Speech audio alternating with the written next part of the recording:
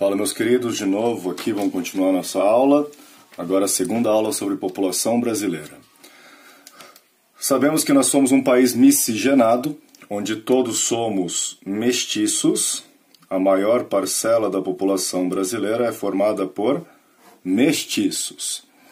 Por que mestiços? Que nós temos três matrizes culturais importantes, ou seja, aquela que dá origem ao povo brasileiro. Quais seriam então essas três matrizes culturais brasileiras? Primeiro, o nativo, que no caso a gente fala do nosso índio, o colonizador, no caso o europeu, perfeito? E por fim, a mão de obra, ou a mercadoria mão de obra, que é o negro, o escravo negro que fora trazido da África. Essa questão da escravidão, tratar em história, mas lembrar que é uma grande tragédia da humanidade, perfeito? E a partir dessas três matrizes culturais, nós temos aí a formação do que a gente conhece como o povo brasileiro. O que a gente pode pegar de referência aqui falando do povo brasileiro? Primeiro, vamos lembrar que nós temos expressões que caíram em desuso, que é o cruzamento desses três grupos, tá? Ou seja, o índio, o branco, o negro, e isso traz pra gente uma sociedade que vive o tal mito da democracia racial. O último ponto para vocês aqui, ó. Qual que é esse mito da democracia racial? Vivemos num país onde não há preconceito, não há racismo.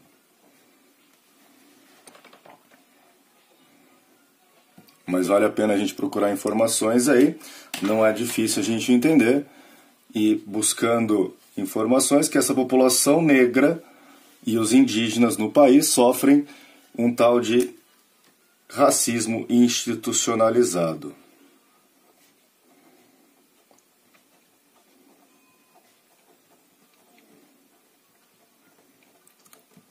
Polícia confunde saquinho de pipoca com pacote de droga e mata o cidadão.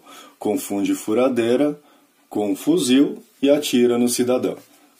Qual era a cor? Exatamente, cidadão negro. Taxas de suicídio entre jovens indígenas superam entre os outros grupos do Brasil. Perfeito? Então, um assunto bastante recorrente, e eu costumo afirmar aí que vivemos num país extremamente desigual, um país extremamente preconceituoso e racista. O que faz aqui aquela ideia do racismo velado. Tranquilo? E por conta disso, gente, faz importante assunto também bastante frequente nos vestibulares, a ideia das políticas afirmativas, ou seja, a correção de erros históricos.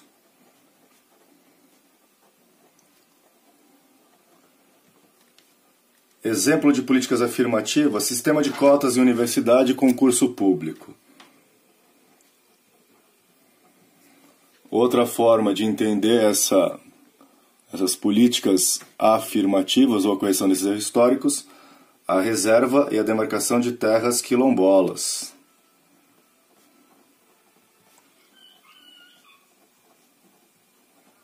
O Enem do ano passado tratou de uma questão sobre reservas indígenas, falando de terras ricas em cima, ocupadas por um povo pobre, que é a linha do governo brasileiro atualmente, tá?